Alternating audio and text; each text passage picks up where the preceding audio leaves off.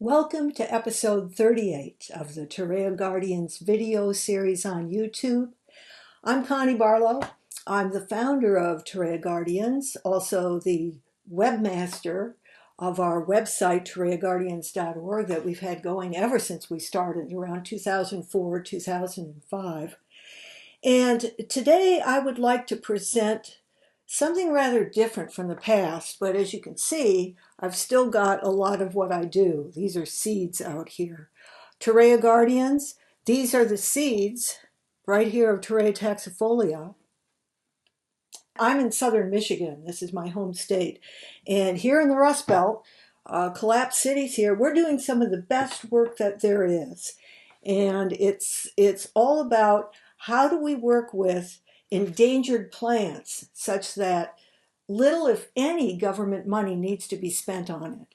Instead, it's citizens. You know, we've had a lot going on in America that's been very important, dealing with justice issues, constantly having to work with entitlements and what does that mean for the budget.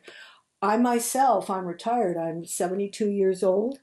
I get Social Security. I get the widow's half of my husband, who died last year, and I'm also on Medicare. And so I am able to live a very comfortable life here in Ypsilanti, Michigan. I don't need a car. I walk to the food co-op. I walk everywhere. And I'm technically below poverty level. And yet I feel like I'm living richer than kings. I'm so grateful to be at this stage in my life, retired, being able to be entirely a volunteer. Now, one of the things that I started off doing and do every time I'm walking in town, I carry a plastic bag with me, and I'm the granny litter patrol. A lot of us can do that. The number of people I've met just by going along, picking up litter wherever I'm going, people stopping their cars and thanking me for what I'm doing.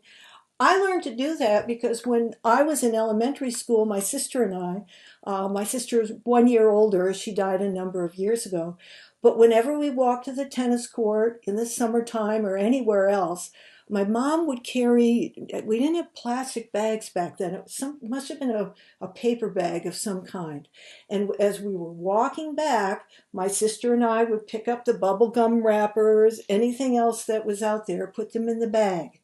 I learned that from my mom, and I'm doing it now at my mom's, well, about the time that she died, my mom's age. So there's a lot of things that we citizens can do in our communities that cost the taxpayers absolutely nothing. And so I'm presenting something related to endangered plants, what I've learned working for 20 years on the second most endangered conifer tree in the world. Florida Torreya, Torreya taxifolia. And again, this is something that I've been working on for exactly 2 decades now, and I'll get more into that later. But this is something that I think I'm going to call it, it's really a citizen patriot proposal. A citizen patriot proposal that needs to be looked at not only by the Department of Governmental Efficiency, Elon and Vivek, them, of course, because it will certainly, this accounts for how to simplify more than 1/2 of the endangered species right now on the endangered species list in the United States. And the figures for how many there are a total of 1,681 endangered and threatened. Those are 2 different categories on the endangered species list, with 1,681. And of those, 941 are plants and 742 are animals. So I'm just talking about plants. I'm not talking about animals. But frankly, I can't think of a lot of ways via policy to try to make things better, more streamlined, more efficient, and have better environmental outcomes. Seriously, do both things. Less money, better outcomes. I really can't think of much for animals, but wow, there's so much that we can do for streamlining for the plants. I'll get into the differences here. But the reason I'm doing this is I'm excited. I'm excited that there's something positive that can happen despite the fights that go on about this, that because of who President Trump is putting in and committed to, they don't have to agree on everything. You know, RFK Jr., Bobby, he doesn't agree with Trump about climate change. Stuff I work with has a lot of climate change. But that's not even necessary in order to do what I'm going to be proposing for how to streamline and cut the amount of government money and improve the situation for 941 plants here in the United States. So for that, let me start off with just a little bit of a review about why this administration has excited people like me. Now, in the past, I voted Democrat. I think in the last election, I might have had a write-in candidate that I voted for, Giant Meteor. But I really didn't see how anything was going to shift no matter who voted for who, and I'm pretty disgruntled. But ever since Bobby Kennedy was starting to run as a possible, as a Democrat, but then he was knocked out. He couldn't be in the debates. I mean, just the whole craziness there. I've been following him, and even though it was about other things that I care about, and now he's going to be in the Health and Human Services cabinet position. But I mean, this guy knows about the environment. I mean, he's amazing. He's always been looking to do the kinds of things I personally want to see done. And so what I learned from him is to start thinking in ways that I know Trump thinks in, and certainly Vivek thinks in, and J.D. Vance too. And that is, what can be done without having to go to Congress to change any statutes. You don't even have to go into the Federal Register Code and change any official regulations. You know, that administrations that go back and forth, the Endangered Species Act, my God, when Trump came in, it changed, Biden changed it back. Those are the regulations. You don't touch any of those things. You just work with policies and you use your brain. You become innovators. I think, in fact, I just heard that Elon was looking for small governmental revolutionaries. And by golly, I'm in that category. I hadn't seen it before, but I see it now because of what can be done in the Fish and Wildlife Service that runs the Endangered Species Program here in America. What can be done for that? So just a few things before I get into details, and that's that in the history of the Endangered Species Act, and in fact, I'll put on screen here because I'll be editing this, the Wikipedia page, please do go there, Endangered Species Act of 1973. Now, 1973 means that last year, 2023, exactly December 2023, was the 50th anniversary of the Endangered Species Act passing. And I was still in college at that point, but golly, do I remember the early years of bald eagles, peregrine falcons being brought back. What an exciting time to live in with the Endangered Species Act then. I remember that. But there were two earlier versions of it, one in 1966 and again in 1969.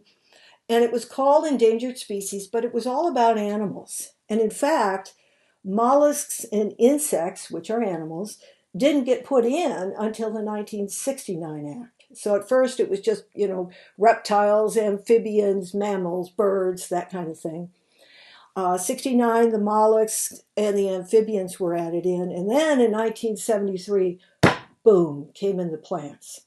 And as I already mentioned, there are more listed, endangered, or threatened, which is a lesser official category, but kind of both run the same. There are more of those species of plants listed than there are animals.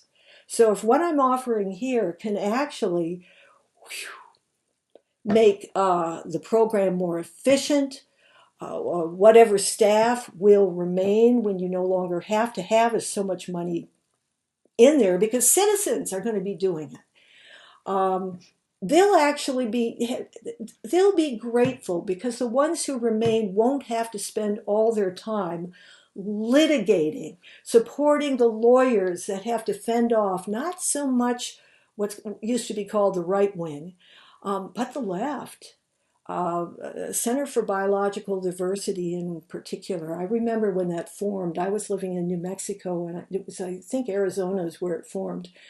But it just one after another, list this species, list this species. You come out with a recovery plan. No, not good enough. Sue again.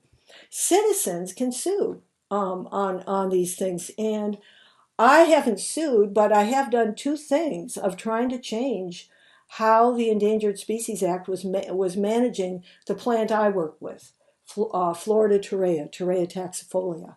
And by the way, I've got these seeds of Torreya taxifolia harvested last week and brought to my door by Fred Bess of Cleveland, Ohio. He was traveling from Cleveland to here in southern Michigan to put up a booth for selling the orchids that he grows in his basement at the annual Orchid Society meeting held at the Mattei Arboretum Botanical Garden of the University of Michigan. So he stopped by last night and we were talking, and he dropped off seeds, as he did last year, and as I've gotten in the past, and I'll be getting seeds in from two private homes in North Carolina. I'll be winter stratifying them. If you're a temperate plant, it's crazy once the seed lands on the ground, start growing. If you're just going to have winter coming, you got to wait. So it's called winter stratification, where I put them in the ground outside. They can feel the winter going on, and then in the spring they know it's time to be able to germinate. And before they do, I'll be distributing seeds to all the people who've contacted me as the main contact for Torreya Guardians over the decades. We keep a vast state-by-state list, and every year we hand out seeds and ask for reports. And on the homepage, you'll see all the states that we've got reports in from, and you can see the photos, we put the data down. We do so much more documentation publicly accessible than the official institutions working officially with this endangered species. And that is not just the Fish and Wildlife Service itself, but really two botanical gardens in Georgia, just north of Florida, the Atlanta Botanical Garden and the State Botanical Garden of Georgia. We're the ones who do the documentation. And frankly, I think if you look at our website versus the Fish and Wildlife Service, you're going to see that with the exception of the early years where the botanical gardens were doing incredibly important work, with that exception, the real accomplishments have happened in about the last 15 years that we Torreya Guardians have been doing. No government money, no state money, no federal money, no NGO money, all just out of our own pockets. And what does it take to move Torreya taxifolia northward and get it growing again? These seeds, Fred Bess started getting seed production in his front yard, an orchard of these he planted there in his front yard in Cleveland, Ohio, which is well north of Florida. He started getting seeds in 2017 and then massively in 2018, and ever since. And the last time there was any significant, even any seeds coming out of the tiny peak glacial refuge range where this 140 million year old species of a genus has been hanging out northward, but was forced south by the glaciers that covered my home state. Hadn't had seed production there since probably the 80s. There was really nothing going on in the 90s, just a few little things. And Fred has them here in Cleveland, Ohio. What does that say? It says something's wrong with the native range. And it's always been known that this is what's called a glacial relict. Seeds floated down the Chattahoochee River from the Appalachians. The cousin of Torreya californica, Florida Torreya here, California Torreya over in the Sierras and the northern Coast Range, they just hung out in the mountains and went down the mountains and up and over to the coast when things got colder. But here, wow, the eastern United States, the glaciers came way down and there were boreal spruce trees in South Carolina. So a lot of our temperate species had to come south, and most of them made it back north. Torreya taxifolia is one of the few that probably doesn't have anybody other than squirrels dispersing its seeds now. Probably floated down the Chattahoochee River, down through the panhandle of Florida and out into the Gulf, and couldn't float back north after the glaciers retreated. So we, Torreya Guardians, are doing what's called assisted migration. We're not relocating them, we're just helping them move a little faster than squirrels could do it, okay? So anyway, this is what we've been doing, and we could do it for plants, whereas nobody could do that for an endangered animal. You could not find a frog somewhere, a salamander, or the American burying beetle and from its native range and take it and try to move it somewhere else in order to help it. And maybe you could doing that, but it's illegal. Now, you should understand the reason why plants are written into the Endangered Species Act in a very different way than animals are. First off, it's legal for me to touch these seeds and have them and do anything I want with these seeds. I could throw them in the trash if I wanted. The only thing I can't do is sell them in interstate commerce. That's where the federal comes in. So we don't do, in fact, in 2008, before we had our own seeds starting to produce seedlings, we got some seeds from the Biltmore estate, and they really hadn't, we were giving them to botanical gardens northward. But in 2007, 2008, one of our members in Georgia drove over to South Carolina, a nursery there that had legally had some Torreya seedlings growing, purchased them there in intrastate commerce. I made the check for $300 and he provided it to them. And then he took possession of the trees, potted seedlings. And then a bunch of us got together at his home, which is just south of the North Carolina border with Georgia. And then the Audubon Society came in with a writer and a photographer and photographed us actually doing the first assisted migration of an endangered plant, probably in the world. I mean, a lot of people have moved things horticulturally, but intentionally to move an endangered plant that, frankly, the post-glacial climate, the Holocene, even without fossil fuel CO2 additions, had just gotten too warm, by the time I was born, basically. And with a number of different diseases began to attack it, just like what's happening out west in the Rocky Mountains. Oh my gosh, with the dryness, the drought, and the real problem is winter temperatures, as here. Winter temperatures are just not getting very cold anymore. And it's the winter temperatures that really knock back the disease populations out west of the bark beetles. Those are native. They're not non-native diseases. And yet it's ongoing climate change that's having the problem there. Well, any plant that was able to survive the glaciers by finding a little glacial refuge like Torreya taxifolia in Florida, and couldn't then move after temperatures were changing vastly after the glaciers pulled back from Michigan and elsewhere, of course it's going to be challenged now, and even more challenged as temperatures keep going up. So what I initiated, and I initiated it after I had written this book. This is Ghosts of Evolution: Nonsensical Fruit, Missing Partners, and Other Ecological Anachronisms. The 1990s were really my career as a science writer. This is the fourth and final book that I wrote. First one in 91, then 94, 97, and then this one. And I did mention Florida Torreya in here. But it really got me thinking. And so when I visited Florida Torreya again, I started to learn more about it and its history and connections with genus Torreya all over the northern hemisphere and what has happened through time.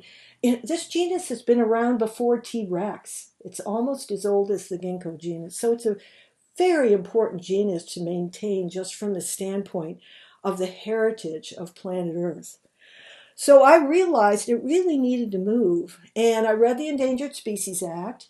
And then I contacted the then staff person in charge of this species at the U.S. Fish and Wildlife Service. And I said, hey, I'm reading the act. And it sounds like to me that as long as I get from horticultural specimens, I get torreyas or seeds from there or cuttings from like the Biltmore Gardens in North Carolina, that I can really do anything with those that I want, right? They're not regulated. And he said, yeah, you can't do that with animals, but you can do it with plants. So that's a legal exception that plants have. And you can think of, here's the reason why it has it. It's so simple. You can understand why plants weren't regulated for a while or weren't considered. So many botanical gardens and even private estates, people love plants. And they're going to take plants and they're going to see if they can grow them in their yard or grow them in botanical gardens. And when they're crossing an ocean, that can be a very bad thing. They can become invasive. We've had some real problems with plants becoming invasive. That is actually spreading and challenging our native plants and our native ecosystems. But if you just stay on your continent of origin and your part of the continent, and like we did, we just move them north, that's all. And from a deep time perspective, which is what I've written about, all my books are about evolution and evolutionary ecology. That deep time perspective, you can see that through all the climate coolings and warmings and hot houses and glaciations we've been through. These old plants, these old genera, have been moving with each other, forming all different kinds of novel ecosystems along the way. You don't have to worry about them becoming dangerously invasive. It just isn't. But there are people who don't have that deep time perspective. We're concerned. First, you have to prove this plant isn't going to be invasive. Okay, well, long story short is that we were able to start moving this thing. So we used an exception in the act just for plants that nobody else had used. We're the first. We're the case study in that. Now, the second thing in the act that's different about endangered plants from animals is that because wildlife moves, animals move, even when it was just states regulating things like deer hunting. If you have a deer on your property that comes through, you're not allowed to hunt it except during hunting season and getting a license for it. You don't own that deer. But for plants, they don't move around. And there are no hunting seasons for plants. And so right from the get-go in the act, they basically said that for plants, even if it's endangered, if it's on your private property, you can do anything you want to that plant, good or bad. Now, the one distinction is that state endangered species programs, not all states have them, but a lot of states do. And something that happened very recently, the last couple of years, is when Joshua tree was petitioned to be put in as a threatened species, not endangered, because there's a lot of them still left in California. I've worked on Joshua tree myself. I have a series of videos on my field work that I've done with Joshua tree. But the western subspecies of Joshua tree, California actually, the legislature there did add it to their endangered species list. And states, unlike the federal government, can regulate endangered plants on private property. And that's the reason they did it. I could very much understand, again, they wanted to stop the development vastly going on in that, especially the northwest part of the Joshua Range. and make it so that when more development was going in, nobody could any longer kill the Joshua trees or even dig them up and move them somewhere else without a permit. So for those reasons, the basic policy change needed for plants, not for animals, but needed for plants, is basically this. Use the new federal regulation that was approved in 2023 having to do with experimental populations, okay?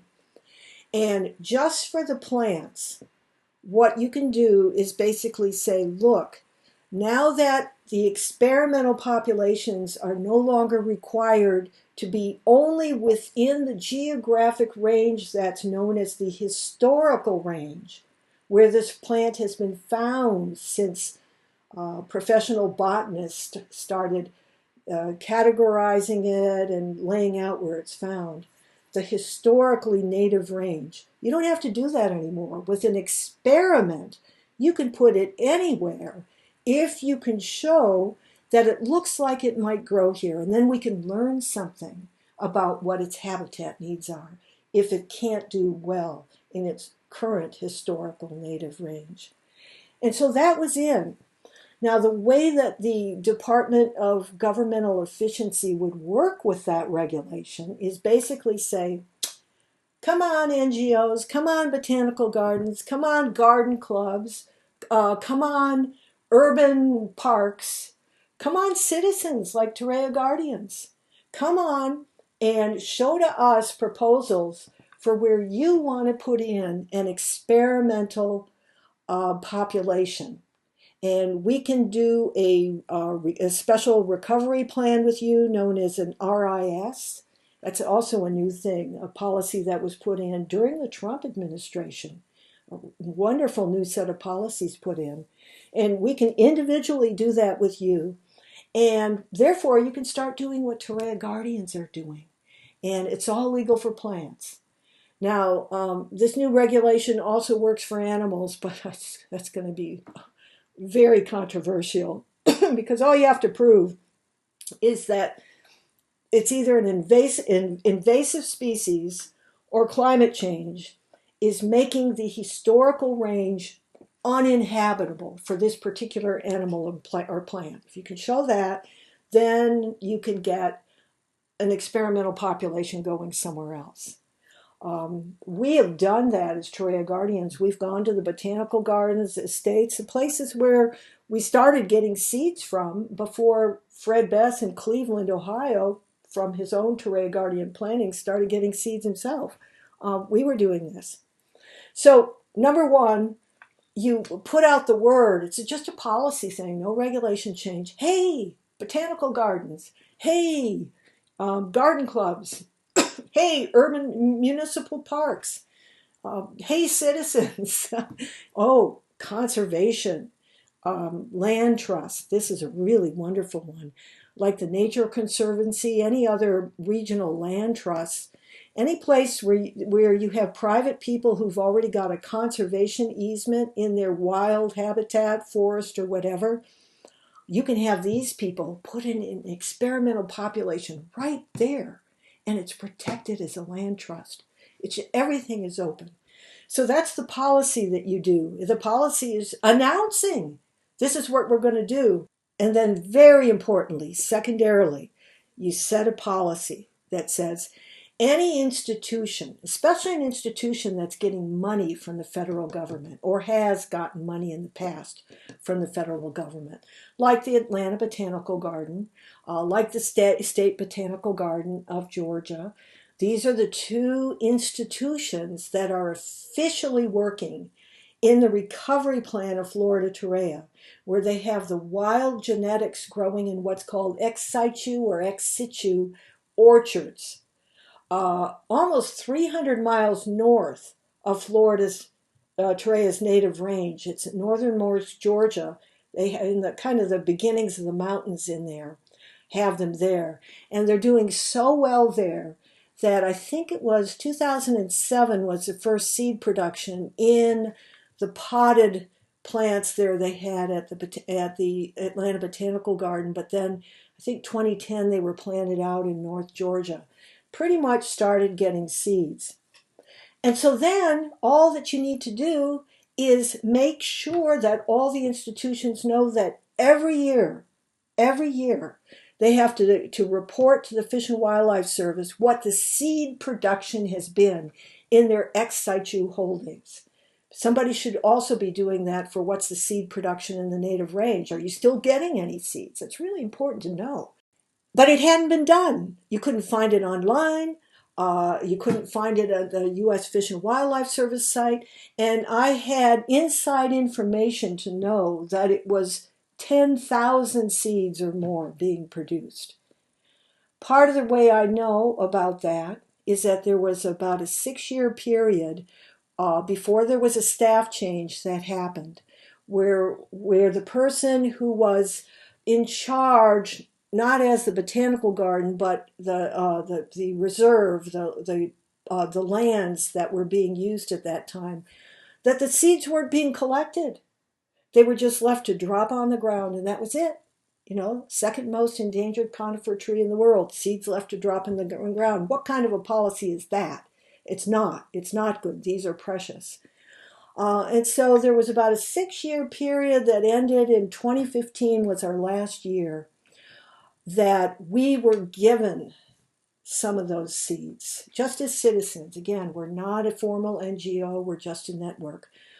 We were given seeds, and then the seeds were spread among us, and we gave them then to botanical gardens and tried experiments ourselves. And some of the ones that we were given just this year, 2 of our planters in Western North Carolina for the first time from seeds that came from that episode, so it's wild genetics, are getting their own seed production in Western North Carolina in 2 places, Cowee Valley and what's the other one near Franklin area, I think.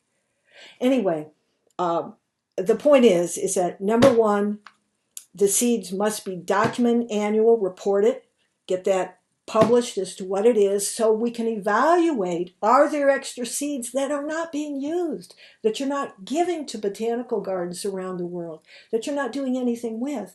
And if there are extra seeds that aren't being used, then open it up and try to have as many of those as possible be used for experimentation.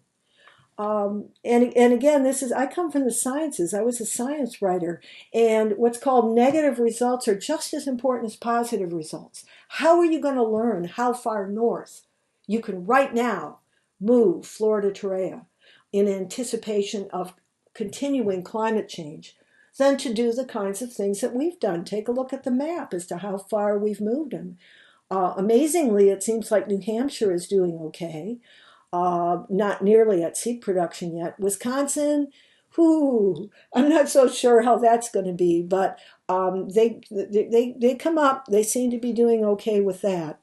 But you're going to learn. We're going to learn how far north we can move them now, and that means as we stand with the seeds in Cleveland in his front yard with no extra blankets or anything over them when it gets 10 below and winds showing, none of that kind of thing.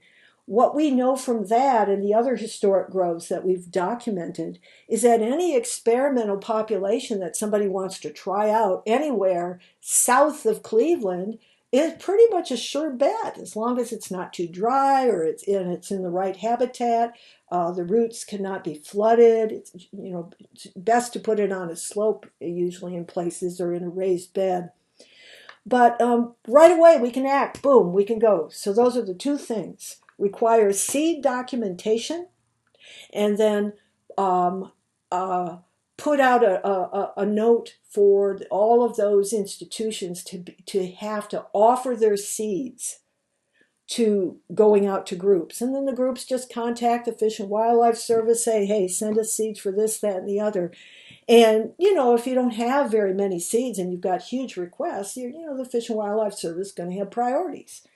But for my guess now, with both of the ex situ orchards, my guess is probably there's 100,000 of these seeds being produced now, given that we were given 7,000 in 2015. I think we like 2,000 and it kept going up. We got 7,000 in 2015 from just one of the ex situ orchards.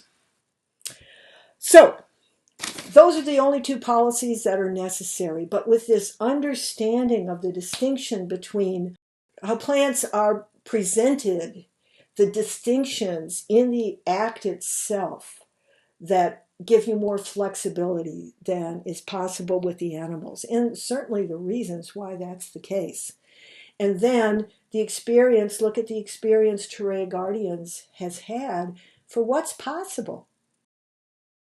Use us as the example for starting something that you could call special needs species.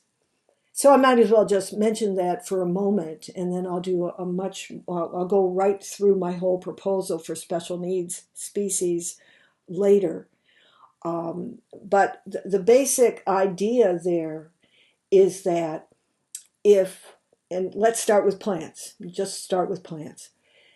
If plants have been on the list as endangered for 2 decades or more. We've been on our plant, Florida Torreya, was put on the list in 1984. It's got its first recovery plan in 1986.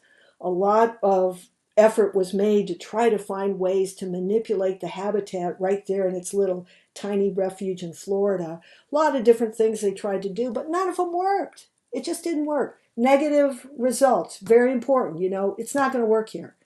So if it's been on the list for a couple decades and attempts have been made in the historically native range to help it there, but it's been declining, there isn't any prospect. Nobody can think of anything to do right now. That's another experiment for getting the native range to be the place to put it.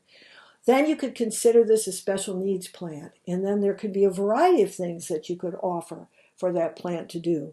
But I think the main one is going to be for the southeastern region of the U.S. Fish and Wildlife Service for the plants.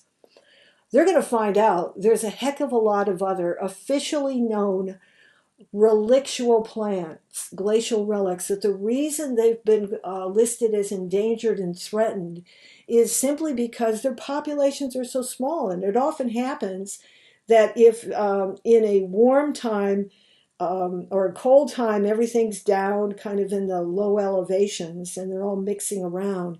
But as things warm up, you either move north or you move upslope in the mountains, which is what's happened in California too. You move upslope in the mountains. And in the Appalachians, if you've gone moving upslope, it means that there are tiny populations that can no longer communicate with one another. Their pollen isn't being exchanged anymore. And if you have a storm, a canopy fall, a fire, any of these little things, it can just blink out a population here, another population there, another population here. And so the point is that there could be a number of these relictual plants that, whether they're considered one species or they've been renamed as, here's a subspecies and it's regulated in its own recovery plan. And then here's another one. It may just really be one common species, but taxonomists have used genetics to find tiny morphological differences, and they call each one a different species or subspecies. And each gets its own petition, each gets its own plan, and nobody's covering them all at the same time. Well, that can change with this. That can be something that is a proposal of how you deal with a special needs species, beginning with plants. So let me get to the money side of it. What I did this morning was, and in fact, using, this is really important, the Wikipedia page, both for Torreya taxifolia, the Wikipedia page, I wrote that, most of it. The Wikipedia page for the Endangered Species Act of 1973.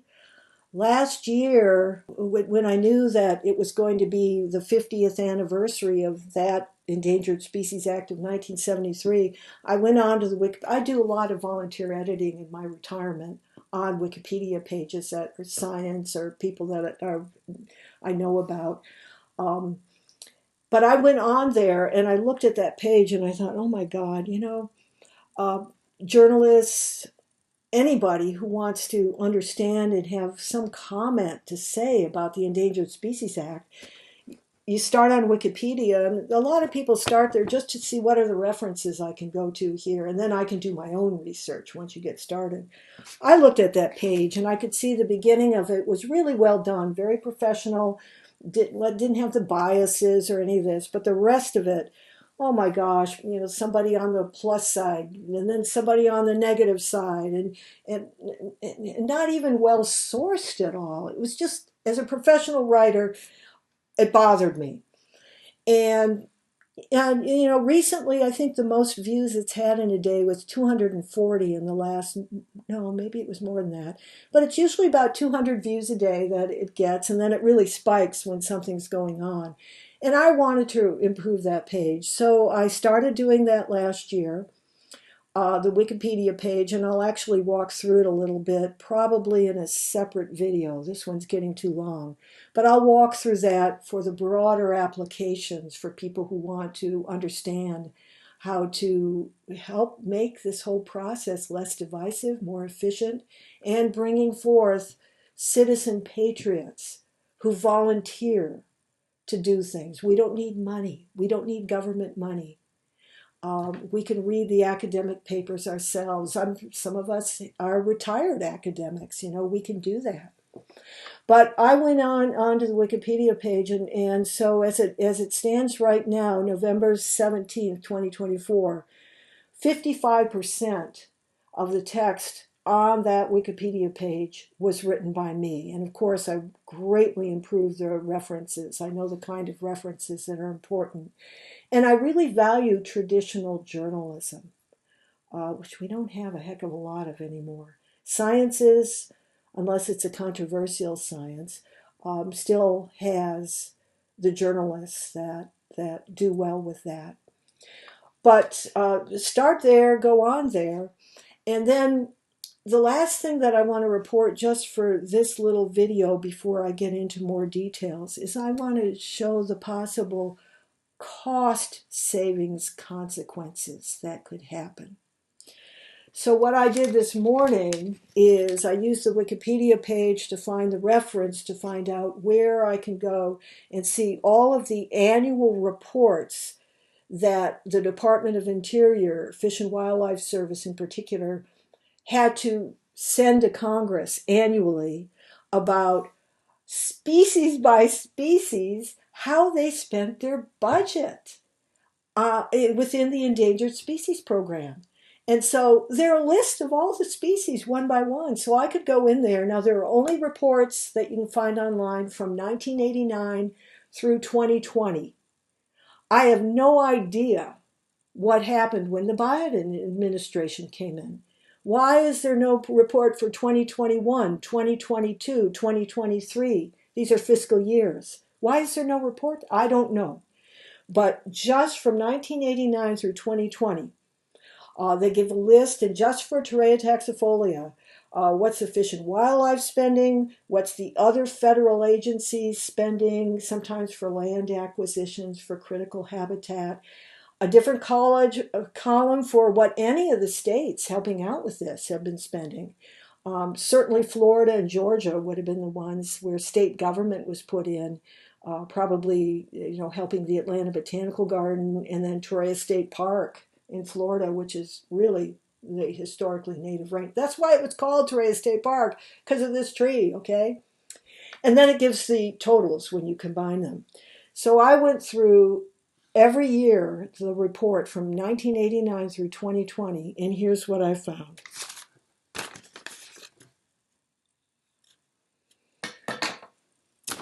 From 1989 through 2020, federal expenditures for Florida Torreya totaled $1,250,000. The state expenses totaled $153,000. And I can tell you from personal experience, the total expenses for Torreya Guardians, mine's probably the most, $300 one year, and then priority mail, stamps for all the years that I send these out. So let's say maybe I've spent $700 on all 2 decades of work on Florida Torreya. That's what we citizens can do. That's what America used to be. We still are. I mean, you hear of all the volunteers going on in the churches, but the churches aren't quite having the impact that they used to have in previous generations. But there's no reason that we citizen patriots who are blessed with not having to struggle for survival. We don't have to pay back enormous student debt. We're not trying to raise kids with both parents having jobs and there's like no volunteer, no. My boomer generation, okay? I'm 72. Fred Bess, my cohort working with me on this, I'm not a green thumb, but he is. I read the papers, I understand the laws, I do the writing, but we work together on this. He's 63, I'm 72, but we boomers in particular, if we're retired, what are we doing with our time? And Fred and I are both what's been called collapsitarians. It's where elections don't matter as much to us anymore because it's the question of in what direction does our society kind of first collapse a little bit more than the other.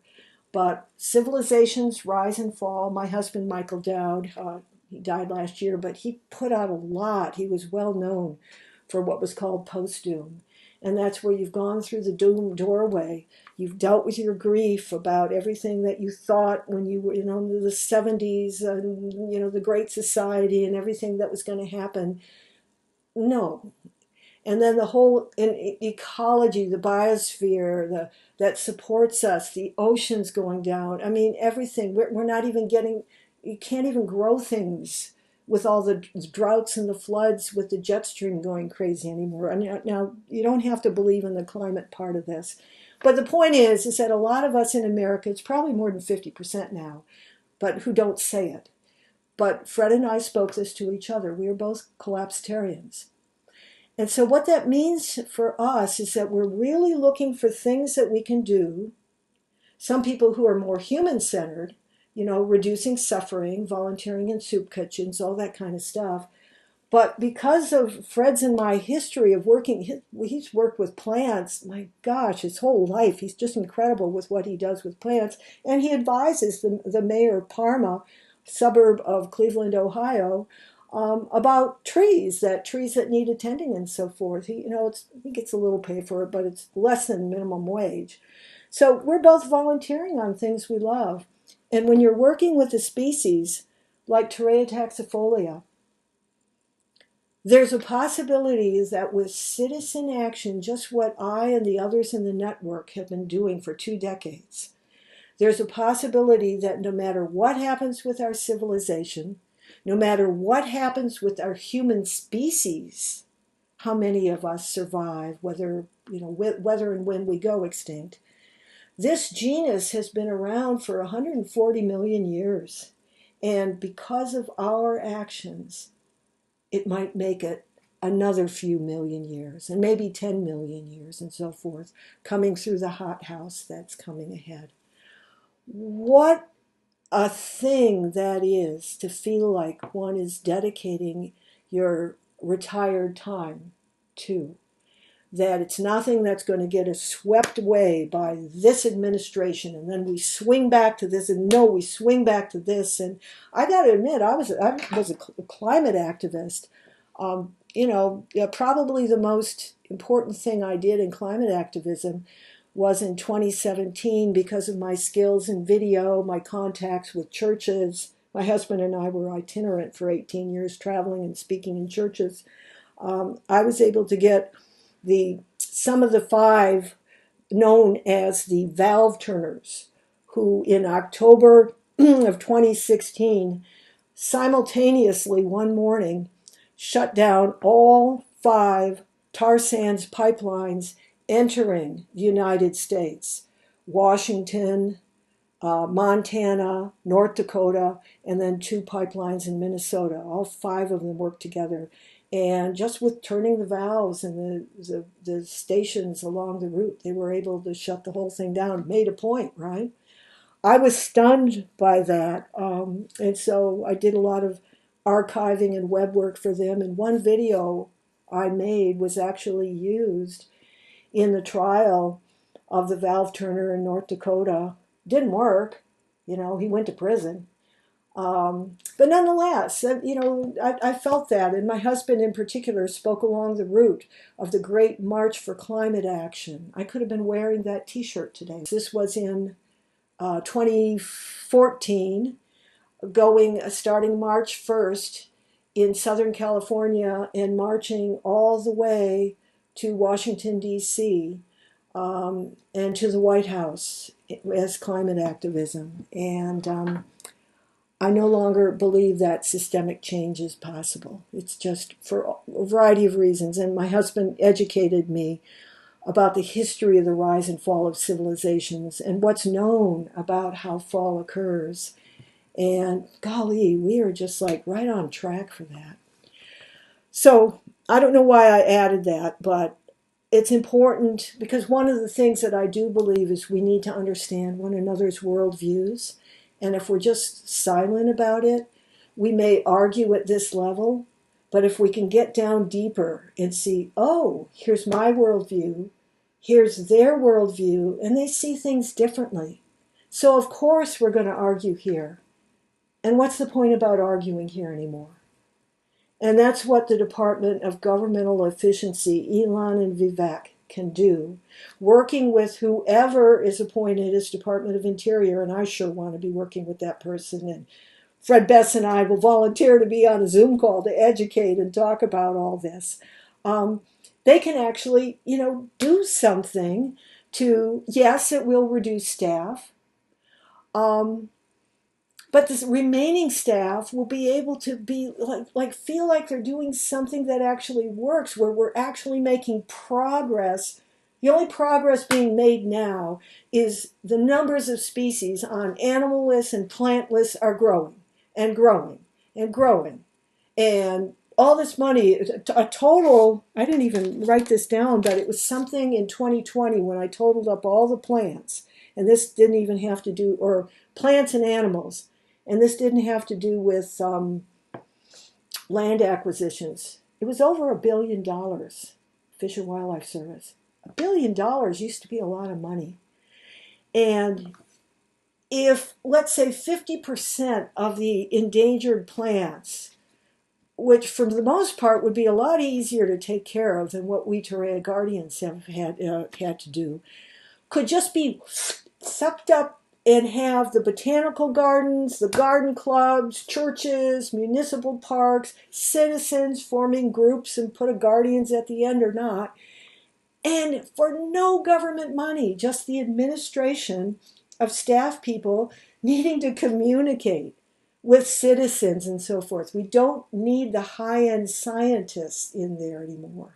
We need some for evaluating the recovery plans and so forth and the species status assessments, but we need people in there who will have the communication skills and the drive in order to have it be that they themselves personally can reduce government spending by having more and more of these plants taken over each year, more of them taken over by citizens and land trusts and so forth.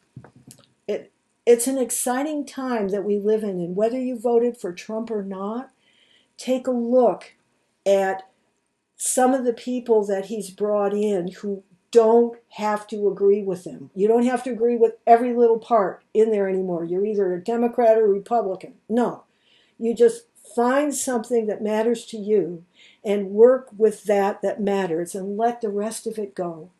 Just do what you can. And I'm really hopeful that other people will also see this as an opportunity for pragmatism. You have your heart, you have your brain with the understanding, and then let's be pragmatic. Let's not fight anymore. Let's get the people in here like Elon and Vivek who really can I just heard they're looking for other wealthy volunteers to work for nothing, and their agency is not being paid for. It's their own thing. It's their own thing, and it's going to, what, July 4th of 2026, poof, there it goes. Been there, done that. Um, it's not just wealthy people. For plants, people like me, retired boomers, or people on disability, whatever your entitlement is that's allowing you to have more time than other people in America have. Step forward and get involved. And even if you don't know anything about plants, if you love trees, if you love plants, find somebody, some group in your community that'll step forward, and then you can learn from these people. That's how I learned from Fred. I just do the wordsmithing stuff and the webmastering stuff, but he's the one who knows how to work with plants. So thank you for listening this far and going through. For anyone who wants to learn more, I will certainly go through. I'll make a video that will go through the Endangered Species Act of 1973 Wikipedia page. And then I'll do another video that will go through, and it'll be a lot shorter, that will go through the proposal that I submitted this past summer to the Fish and Wildlife Service on making a new policy for instituting the category of special needs plants. No act change, no regulation change, policy, and then start using it, and start using it for plants. So I hope this gives you some hope, maybe some excitement with something you can do with your life. And I'll close the way that I always do. And by the way, I didn't mention these. Oh my gosh, these are pawpaw seeds. When my husband and I retired to Michigan, when we could no longer be itinerant, we came back to where he has family, grandchildren, I have family here, and we just hunkered down as retirees, doing him still earning some money from churches online. But I got involved with the plant that's really famous as the northernmost range of a worldwide tropical fruit family called Ananaceae, and this is the farthest north they come, southern Michigan. And so I've worked with the orchardist of Asimina triloba, pawpaw is what it's called, giant seeds, beautiful, wonderful fruit to eat, like a cherimoya. And I go to the orchards, and after they've harvested the rotting fruit on the ground, the green fruit that hasn't ripened yet, get the stuff, pull the seeds out, and then I winter stratify it in pits outdoors. And then I'll be distributing these two in the spring. In the past, I've distributed them mostly to Native American tribes here in Michigan and Wisconsin. And, Robin Wall Kimmerers, through Robin Wall Kimmerer, I know her, the Onondaga Nation, just to the east of Syracuse State University, that where she's a professor. And so anyway, I do this too. So with that little diversion, and you can see videos, and I have a whole web page on helping people understand. Our group learned who the pollinators were for this. It hadn't been known. Just using natural history skills, we were able to do that in the past couple of years. So, as I close, may the forest be with you.